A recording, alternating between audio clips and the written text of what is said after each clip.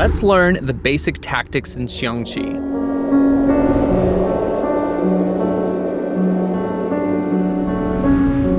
A tactic is just a technique for gaining material or some other advantage against your opponent. And this is how you win the game. We're going to look at two categories of tactics. The first is material gain. This is where you capture your opponent's pieces. The second category of tactics is trading material or exchanging your pieces with the opponent so that you can gain advantages like material gain, gaining the initiative, or relieving pressure.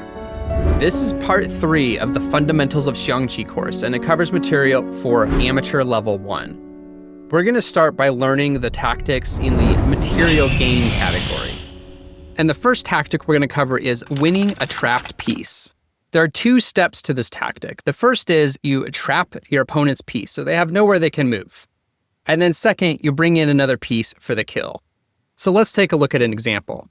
The first thing we might notice in this position is Black's left wing has very little development. On the Xiangqi board, you can divide the board in half, and each half is known as a wing. So this relative to Black would be Black's right wing, and on the other side would be Black's left wing. And relative to Red, this is the left wing, and the right-hand side is the right wing. Now, we're going to talk about this in more depth in the next lesson about opening principles. But ideally, you don't want a significant imbalance. You want to develop both sides, both wings, in a balanced way. So here, Black's major pieces, the horse, the cannon, and the chariot, have all been developed on their right wing. But they've seen very little movement on their left-hand side, and this is actually a weakness in disguise, and we can exploit that. And we can start by trapping their horse. If we bring our chariot forward, their horse now has no moves. As we've learned, horses in Xiangqi can be blocked, and this horse is completely trapped and can't move at all. This technique also limits the movement of their chariot. They can't move their chariot because then their horse is going to get taken. But now that the horse is trapped, we're actually able to come in for the kill. So the second step of winning material by trapping a piece is to bring another piece in to target the piece that's trapped. And Black has no way to stop this, so we can go ahead and capture that trapped piece. And this actually puts a check on their general. So they have to address that. And of course, Black can't take our cannon because then they would lose their chariot, which would be an enormous loss for them. So after this whole sequence, we captured a horse and we won material for free. That's how you win material by trapping a piece. Here's another example of winning material by trapping a piece. And we see that Black's chariot has infiltrated our palace. They're threatening our advisor, but more importantly, they're threatening a white-faced general checkmate from behind. If we didn't address that, they would be able to checkmate us. Our general is under attack from their chariot, and the escape path is blocked by the flying general. And this is known as the white-faced general checkmate. So this chariot is actually a serious problem that we need to address. But we can trap it with our horse. Let's bring our horse down. And now they don't have any options for movement. The horse is blocking on both sides. They can't take the elephant because of the other elephant. Of course, they can't take the horse also because of the elephant, and one step forward is not possible because of the advisor. So every movement option for their chariot is impossible. They would lose their chariot. Black doesn't have any other pieces they can move, so their only option is to make a passive move and move their general. And now the second step of winning material by trapping a piece is to attack the trapped piece, and we're going to move our cannon in for the attack. So now their chariot is under attack, and they don't have any places they can move because of the horse and our other pieces. The best option in this case is for Black to take down the most valuable piece or cause the most damage possible while they're losing their chariot. So in this case, they're going to take our horse. They could have taken the advisor or the elephant, but those aren't as valuable pieces. So this causes the most damage while they're losing their chariot. But in the process, we won their chariot, and that's how you win material by trapping a piece. Here's another example of winning material by trapping a piece. And if we look at the situation, our opponent's cannon is already kind of stuck. They're blocked in by our cannon and our elephant. They could only move to the left. But we can block that movement with our general. Now if they take one step to the left, they're going to get eaten. They have nowhere else they can move. And in fact, that's true with every piece on the board. See, their general is currently trapped by our centroid pawn. Also, their advisor and horse are pinned by our cannon. Neither of those can move. The only piece that can move is their cannon. And as soon as they give it up, none of the other pieces can move, and that's a stalemate checkmate. Here's another example of winning material by trapping a piece. And the piece we're going to trap is the opponent's horse. Currently, these are their movement options. And 2 of them are not great. If they move here or here, they're going to be captured by our advisor, so those aren't really feasible movement options. So the horse could only retreat to files 1 and 3, but we can block that movement with our cannon. Now they can't move anywhere except to locations that they would get captured. And we can bring our other horse in to target the piece. Remember, there's 2 steps to winning material by trapping a piece. You trap the piece, and then you bring in another piece for the kill. In this case, our horse takes out their horse. That was a free horse, free material, and that's how you win material by trapping a piece. Here's another example of winning material by trapping a piece. So our opponent has advanced their chariot all the way to our bottom rank, but we're going to be able to trap this. So currently, they do have a lot of freedom of movement, but they can't move 1 space backwards or horizontal because of our horse. And we can block the rest of that movement with our elephant. So now our elephant is blocking their retreat, blocking here. The horse is blocking 1 step either side. They can't take the elephant because of our other horse, and they can't take the advisor because of our horse. So there is nowhere for this chariot to escape, and we can bring another piece in to attack the chariot. It's trapped. It can't run away without dying. Their best option is to try and capture one of our pieces in a final act of defiance before we capture their chariot. But the chariot is far more valuable, so we're up in material and we won it by trapping a piece. Here's another example of winning material by trapping a piece, and we're going to trap the opponent's chariot. They currently have lots of freedom of movement here. But we can force their chariot into a position where they can't escape, and we're going to do that by advancing our cannon. Now, this would be a smothered cannon mate if they couldn't block. They're under attack from our cannon, and they don't have anywhere they can run. They're blocked in by their own pieces. The only piece they can block this attack with is their chariot. And now that chariot is trapped. It can't move to the left because of our horse. It's trapped on the right because of their advisor. And they can't leave the situation because they're pinned by our cannon. So the second step of winning material by trapping a piece is bringing another piece in for the kill. In this case, our pawn. They can't take us back because they're pinned by our cannon. So they have no other option except to take down the most valuable piece they can while they're being destroyed. So we traded a cannon for a chariot. That's a good trade. Here's our last example of winning material by trapping a piece. So the opponent's cannon can't move to the left, but they could advance anywhere they want. We can block their possible advancement with our pawn. Now in doing so, that's a discovered attack from our cannon, and they have to move their general or unblock that somehow. And now we can further restrict their movement options on their cannon. Now they can't advance even 1 space forward or to the side without being captured by our pawn. They move their general another time, perhaps trying to get away from our pawns coming in for a checkmate. But now we can come in for the kill. Their cannon is completely trapped, and we can capture it. Now, this wouldn't have been possible if our first move hadn't been a check. When we moved our pawn to the left, that was a discovered attack on their general, and they had to address that. If that hadn't been a discovered check, something that forcibly distracts them from the situation happening with their cannon, they could have maneuvered their cannon out of the situation into safety.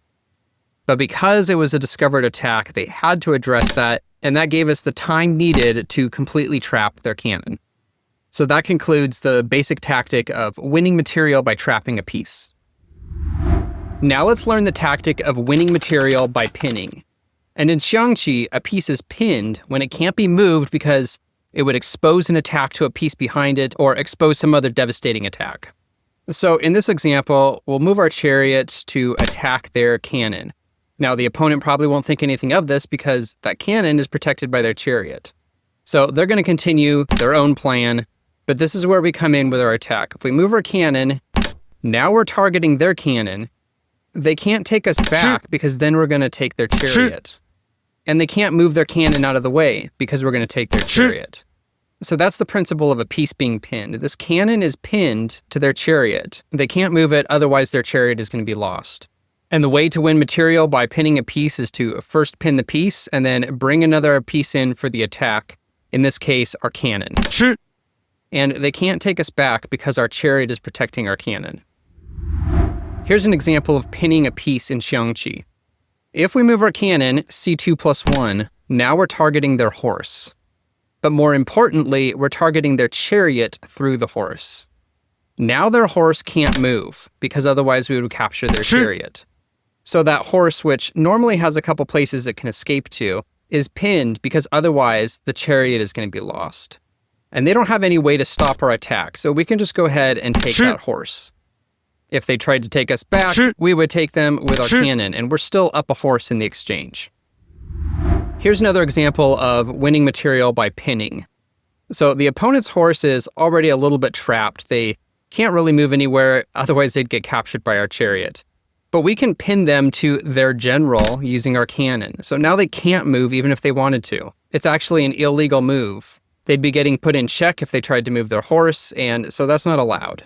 Now, even though that horse was kind of trapped to begin with, it was serving an important function. It was preventing our threat of checkmate. r8 plus 3 is now a real threat of checkmate, and they have to retreat their chariot in order to protect against that. Since their horse is pinned to their general, we can go and attack it, and they have no way to stop this. So we can capture it, and in fact that's also checkmate, because the general can't move to the right because of our pawn. They can't take our chariot because of our cannon. Now, pinning a piece doesn't mean that the piece that's pinned is in a direct line to the more valuable piece. Sometimes it can look a little different, especially when a horse is in play. So in this case, we're able to pin their cannon by moving our horse here. Now, why is it pinned? Well, because if they move their cannon any direction, they're unblocking the horse, which is now attacking their other cannon, and they're going to lose that cannon. Now, let's say your opponent doesn't recognize that that's a pin because it kind of doesn't look like it, and they just make some other move. Well, we can go and attack the piece that's being pinned. And now they're either going to lose their pinned piece, or they can move it out of the way, in which case we're going to capture the cannon. So that's winning material by pinning. Let's look at another example of winning material by pinning. In this case, we're going to pin the opponent's chariot, and we're going to do that by moving our cannon here. Now, both their advisor and their chariot are pinned by our cannon to their general. Neither can move out of the way, because otherwise the general would be put in check. And they can't just take our cannon because they're going to lose their chariot in the process. So they have to do something else on their move. But since that chariot is being pinned, we can go and attack it. Now, their best option, because they're for sure going to lose this chariot, they can't move it out of the way. So their best option is to take out the most valuable piece they can before they die.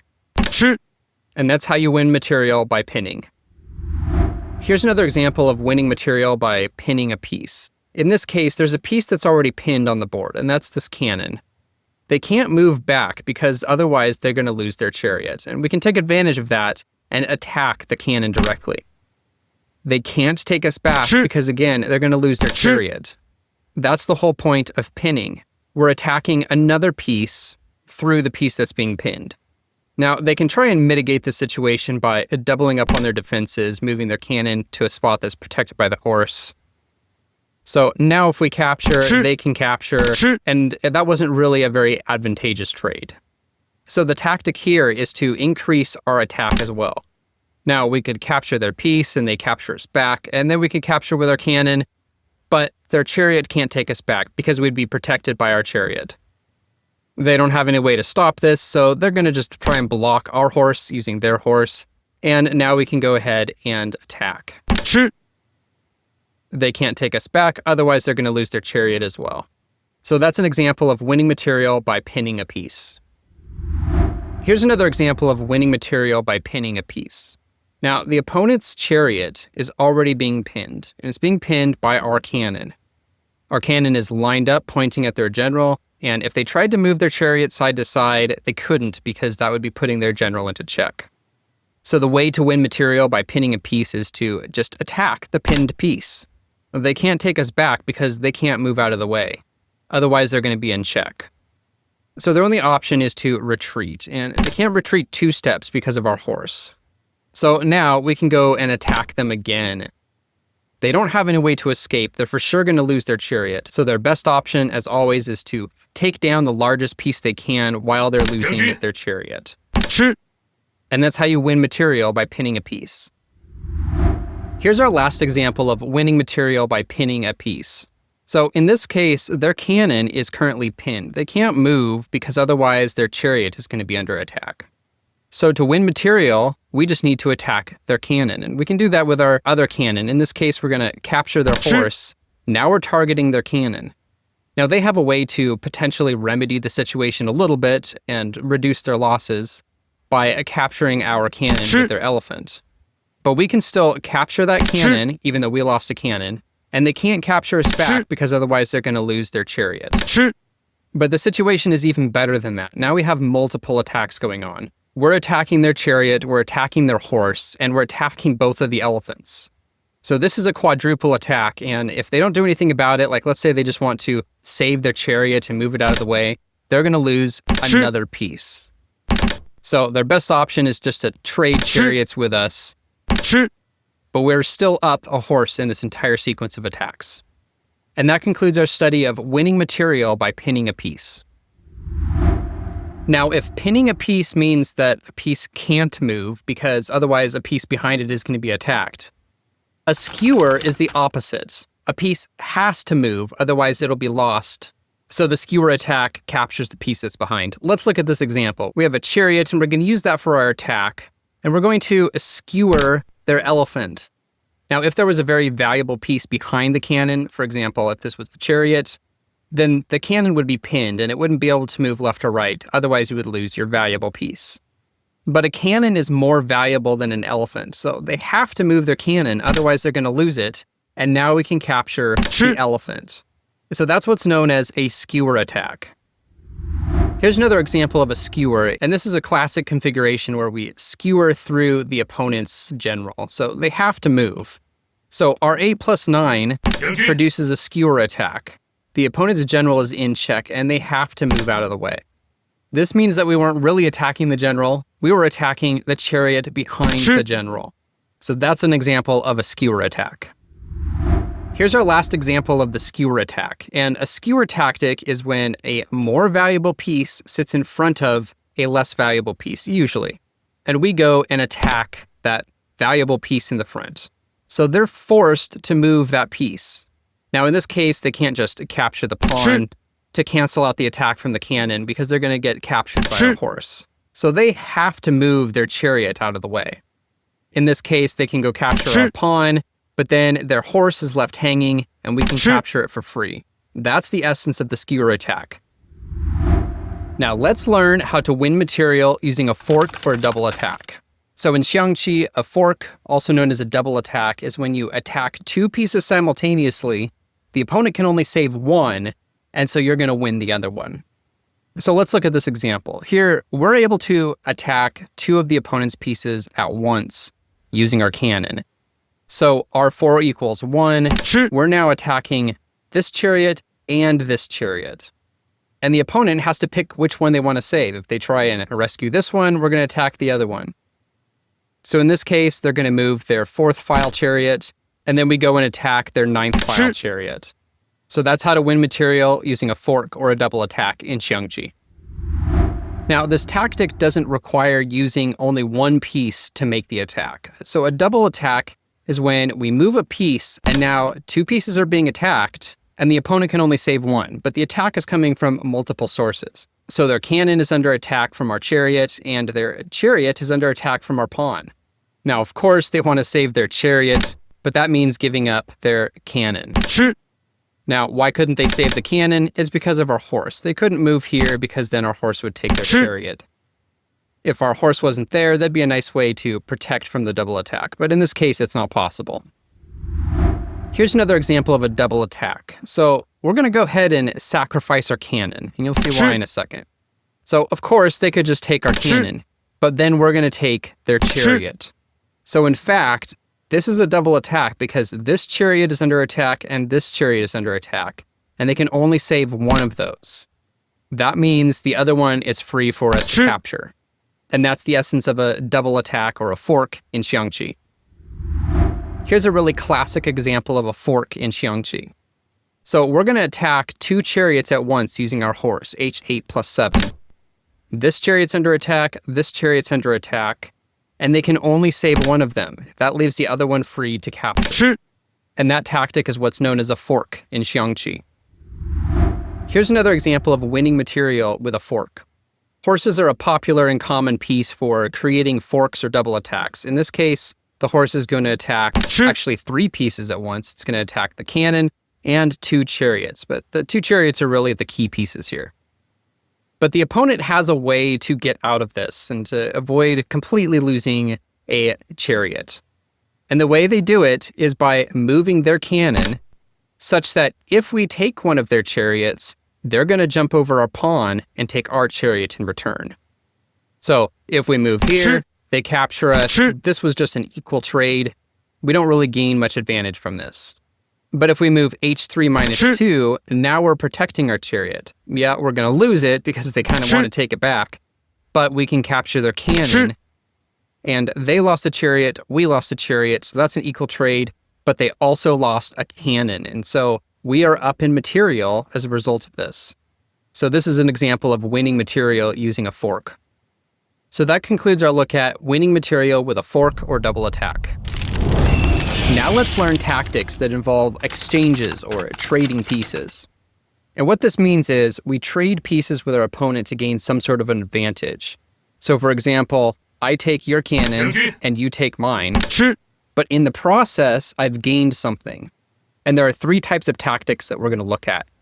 Sometimes those exchanges can lead to us gaining more material, something that wasn't possible before. Other times, trading pieces can lead to a significant advantage, in this case, a checkmate. That's known as trading to gain initiative. The third type is trading to relieve pressure. Here, our opponent is threatening a nasty attack that's probably going to involve a checkmate of some sort. But trading pieces with them allows us to checkmate them in return. There are lots of ways to apply these tactics, so let's get started and look at each one closely. The first tactic we're going to talk about is trading to win material, and this is an extension of all the previous tactics we've looked at that have to do with winning material. But trading just means exchanging, often multiple pieces, but by the end of the sequence, you're up in material. Now, what does it mean to be up in material? Before we go too far, you should learn the point system used to assign value to the pieces in Xiangqi. You probably know that the pieces in international chess are usually assigned points. A queen, the most valuable piece, is worth 9 points. A rook is worth 5. Knights and bishops are worth 3 points, and pawns are worth 1. And there's a similar system in Xiangqi. The chariot is worth 9 points. A cannon is worth 4.5 points. A horse is worth 4 points. Elephants and advisors are both worth 2 points. A pawn that hasn't crossed the river yet is only worth 1 point, but a pawn that has crossed the river is worth 2 points. It can move side to side, has more freedom of movement, and it's more powerful. Now keep in mind that this point system is just a rough way to calculate who might have the advantage just based off of how many pieces have been taken away. On average, it does correlate with who's going to win. If somebody is down a full chariot compared to their opponent, very likely that they're going to lose. However, that's not the only thing that matters. A chariot that's tucked back in a corner, that's kind of trapped by other pieces, and isn't very active in the game is not worth as much as a horse by the palace that is actively providing an attack, setting up something for a checkmate. So you have to be careful not to base all of your strategies on the point system, because you might end up targeting or capturing the wrong thing. That chariot that is trapped and not very active might be essentially a decoy compared to the less valuable piece that is providing an active threat. So with that said, let's look more closely at this example of trading to win material. So we already saw that we take their cannon and then they take us back. But why does that allow us to win material? Well, if we go back, we would like to capture this horse, but it's being protected by their cannon. Now, if we take their cannon, they're down 4.5 points. They take us back, we're down 4.5 points. So relative to each other, our points are equal. Except that the elephant has moved, and the cannon can no longer protect this horse. So we can capture this horse, which gets us another 4 points. So we're now up 4 points against our opponent. That's trading to win material. Here's another example of trading to win material. So the opponent has this horse that's kind of blocked in by a couple pieces, and we're actually targeting it. But we can't just jump straight and capture it, because otherwise they're going to capture our cannon, and that's not a good trade. In fact, this is a very bad trade because now their cannon is pinning a couple of our pieces. They already have a chariot set up here, they just need something to protect it, and they're going to be set up for an iron bolt checkmate. But we can capture their horse if we first take their cannon. They take us back with their elephant, and now the horse is free to take. We've just gained 4 points of material relative to them, and that gives us an advantage. So that's the tactic of trading to win material. Here's another example of trading to win material. So they have a cannon and we have a cannon, and if we trade cannons, they can take with their chariot, but now we can pin and attack their chariot. So their chariot is now pinned to their general. They can't move side to side to escape our cannon, which is both pinning them and attacking them. They can try and unpin it, but it's too late because we take their chariot. So that's an example of trading to win material. Here's an example of trading to win material. So at first glance, it looks like their chariot is attacking our horse. And maybe one way to deal with this is to move our cannon over here, attacking their chariot. Now you might think that this is just a counterattack to keep them from capturing our horse. They capture our horse, we capture their chariot. But it's actually more than that. Here we're offering up an exchange, and this looks like a normal exchange. They take our chariot and we take it back, and then they can save their chariot. However, it's far sneakier than that. If they take our chariot, we don't have to capture them back right away, because capturing their other chariot puts them in check, and they have to address that. And then we can capture the second chariot. Because that alternative is so bad, and we have this double attack going on with both of their chariots, the top move for black is to trade their chariot for our horse. They take our horse, and we take their chariot. So in that exchange, we're up in material. We lost a horse, which is 4 points, but they lost a chariot, which is worth 9 points. So we gained a total of 5 points of advantage. Here's another example of trading to win material. Now, on the board, the most obvious looking exchange might be this one, using our chariot to take their chariot. They take us back with their cannon. But the problem is we haven't gained anything. There's no advantage to this. In fact, black now has an advantage. There's another sequence of trades that we can make, and it involves using our horse. Our horse can capture our opponent's cannon. Okay, that doesn't seem like such a great option though, because can't their general just capture us? Well, no, because that cannon was the thing that was protecting their chariot, and if they were to capture us, they lose their chariot. In fact, black is now in kind of a precarious situation because their chariot is being attacked by our chariot. So they can go and try and exchange with us, but instead of taking directly, we can capture their horse. And now we have a double attack on both of their chariots. They can only save one, so out of this sequence of moves, we've won a cannon, a chariot, and a horse. So that's one way to trade your pieces, or at least offer up a trade in order to win material. Here's our last example of trading to win material. So here's the key idea on this one. If we were somehow able to position our chariot here, then we'd have a double attack on their cannon and their horse. And if we need to trade a chariot in the process, it would be worth it. So this starts by trading our horse for their cannon. We take their cannon and they take us with their advisor. And now we see that the road to victory is open, but we can't just retreat our chariot. We're going to use a skewer attack, and we're going to do it by sacrificing our other chariot. And this is going to work out okay because we're going to be trading chariots in order to get to this double attack. So R4 plus 3. If they take us, this attack is going to work. And if they decide to not take us and step forward, the attack is still going to work, and I'll show you why. So if they take us, then we're going to take their advisor. Now they're forced to step forward, and we have a skewer attack. We're attacking their chariot through the general. The general has to step out of the way, and we're in our desired location. We have a double attack on these two pieces. If they choose not to take us, then it's going to be a checkmate. They're being attacked by our chariot, and they can't retreat. So their best move was to take the chariot, even though it forces them to get put into the skewer attack position and lose their chariot. Now, maybe they want to protect their horse. It's perhaps a little more valuable in its current position, and they're going to give up the cannon. Now, if we tally up the losses on both sides, black lost a cannon, a chariot, both advisors, and another cannon. That's a total of 22 points of material. In contrast, we only lost our horse and our chariot for a total of 13 points. And that's a 9-point difference. Black is down a full chariot's worth of value. And that concludes our look at how to win material by trading or exchanging your pieces. Now let's learn the tactic of trading to gain the initiative. This is a really abstract concept, but we have to understand what initiative is, and we'll come to a better understanding as we go through some of these examples. But the basic idea is this. Initiative is when one player controls the conversation. Okay, that's still abstract, but let's dig into it. If we make a move, we're essentially asking a question. Will you allow us to control this open file? Will you leave this soldier undefended? Those are questions that may be very pressing and the opponent has to address them, or they might be questions that can safely be ignored. Initiative is the scale between those. A question that can safely be ignored has very little initiative. It doesn't control the conversation. But a question that can't be ignored has high initiative. The opponent needs to address it, and that controls the conversation. Another way to think about it is we're limiting the possibilities or the solution space for the opponent. They now have to play within our rules.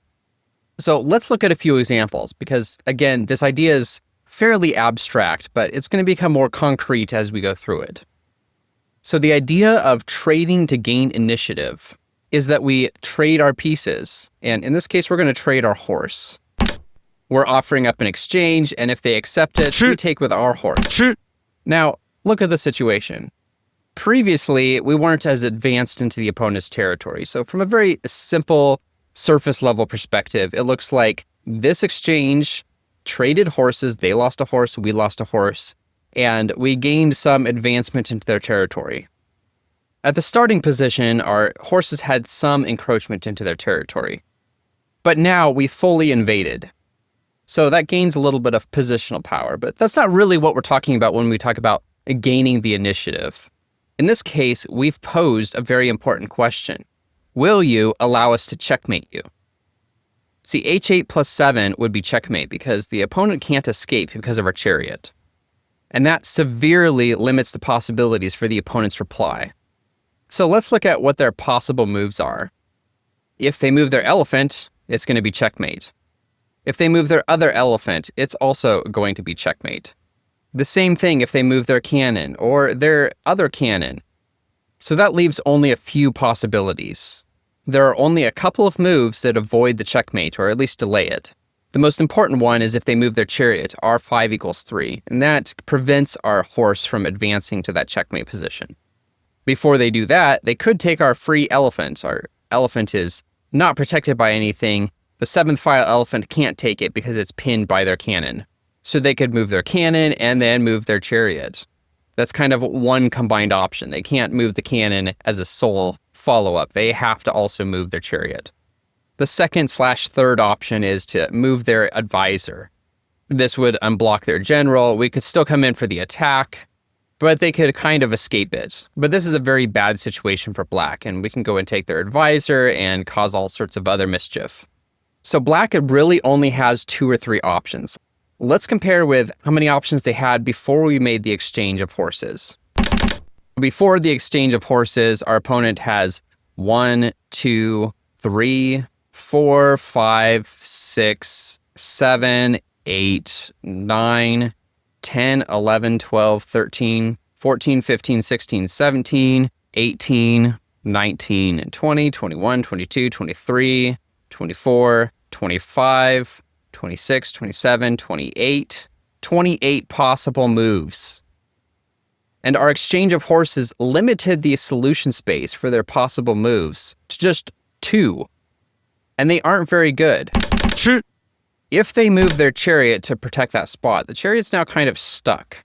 They can't move off of their 3rd file, otherwise it's going to be checkmate. Even if they take our elephant first, forcing us to move to the side or unblock somehow, they're still left with the same problem. They have to prevent the incoming checkmate.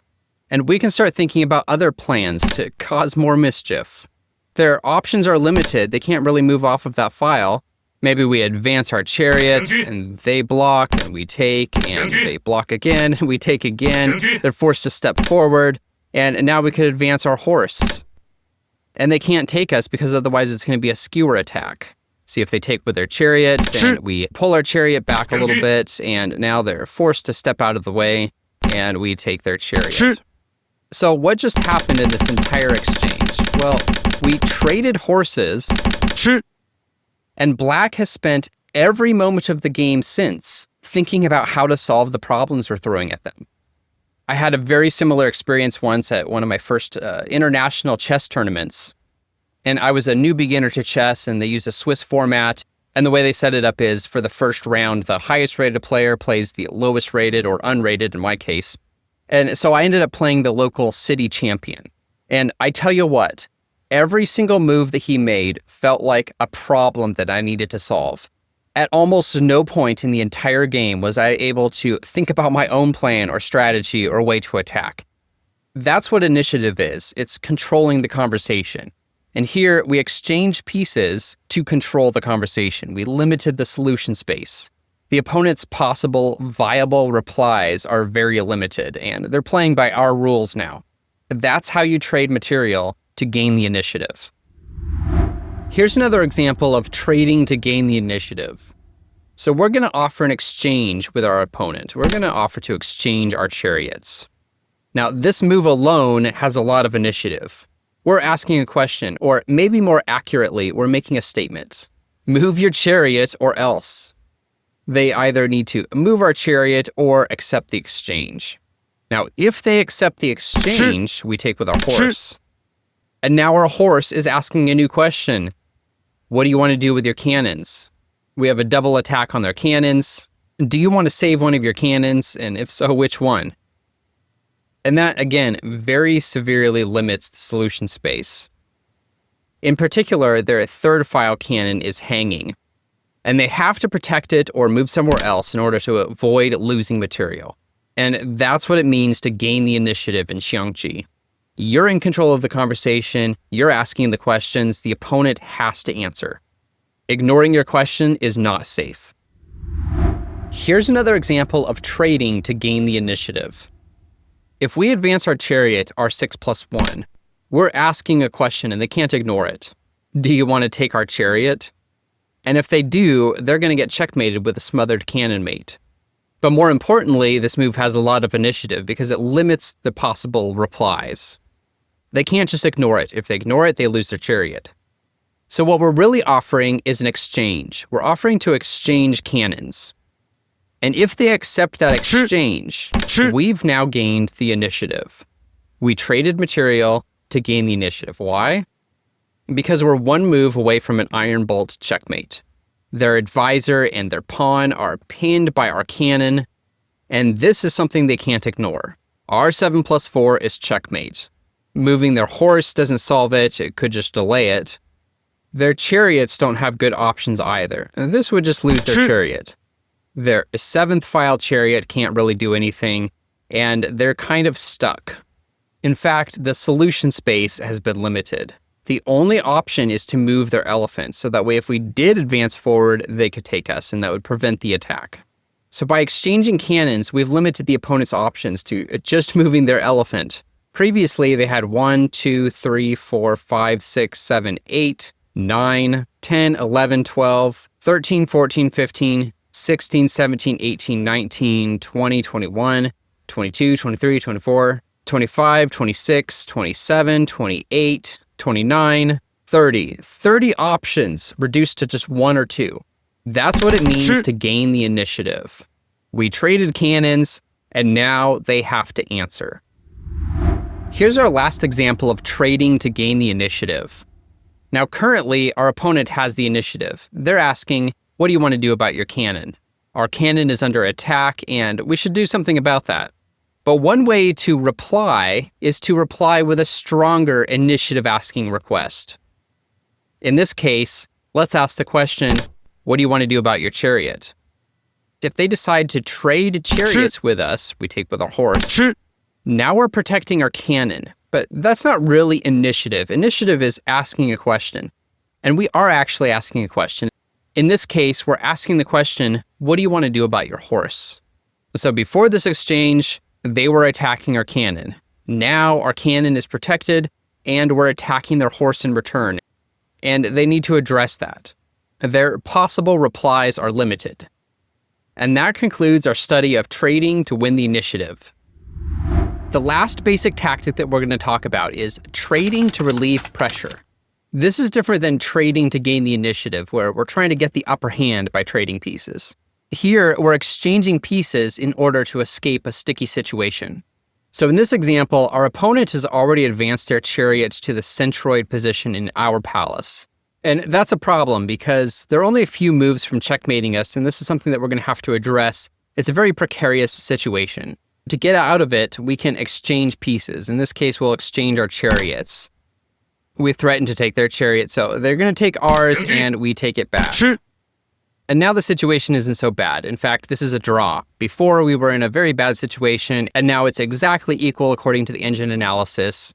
Not too bad of a situation to be in. And that's how you trade to relieve pressure. Here's another example of trading to relieve pressure. Currently, there's a lot of pressure happening on our third file. Our chariot is under attack from their horse. We can't move our chariot out of the way because otherwise their cannon is going to attack our horse. And we're for sure going to lose material, and this is going to be a very bad situation. But we can actually trade our cannons to relieve this pressure. C5 equals 6 puts a check on their general, so they have to address this. And they can trade cannons with us. We take their cannon.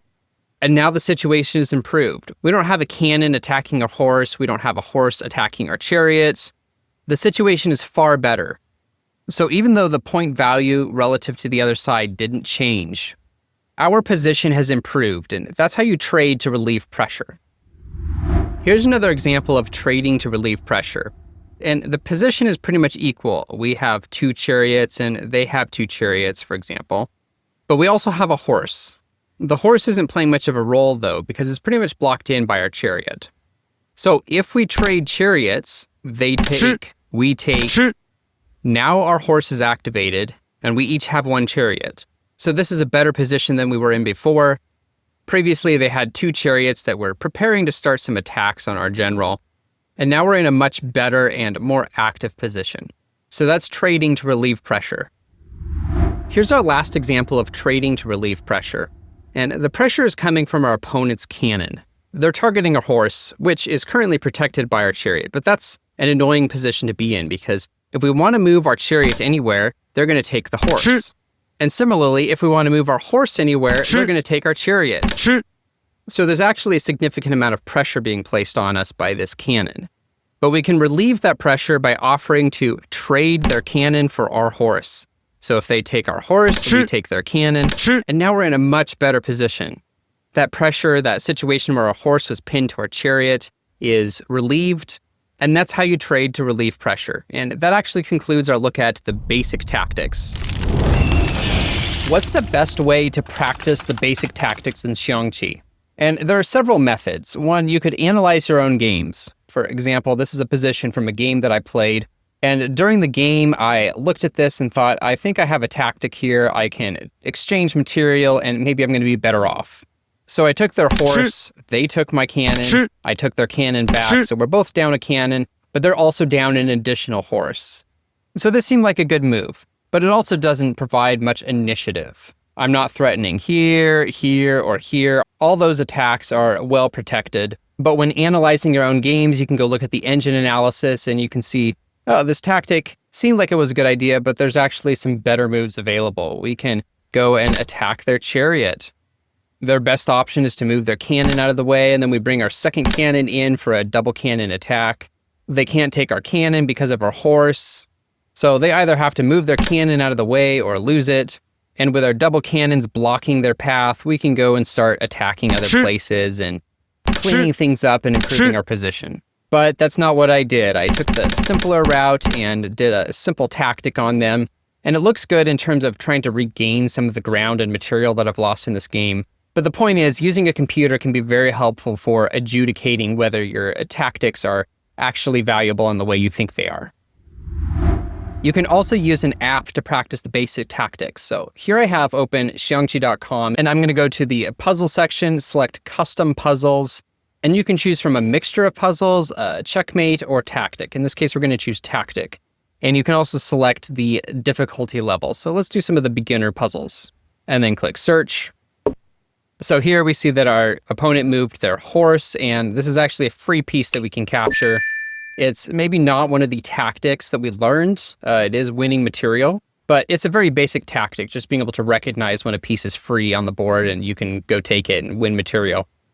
So let's go back to the settings and look at some of the more beginner to intermediate examples. Search. So in this example, they moved their cannon and put us in check. So we have to address that check somehow. But they didn't realize that our elephant is protecting that spot, so we can resolve the check by capturing their cannon. Now again, this isn't a tactic that we learned about, but it is a good way to practice your board vision and be able to see pieces that can be captured. Let's try some of the more advanced puzzles and see what those look like. So here our opponent just moved their cannon, which puts us in check, and we have to address that. Now the problem is, if we move our elephant out of the way, they're going to checkmate us with a double cannon. So they're going to move their cannon to the left, and that produces a checkmate.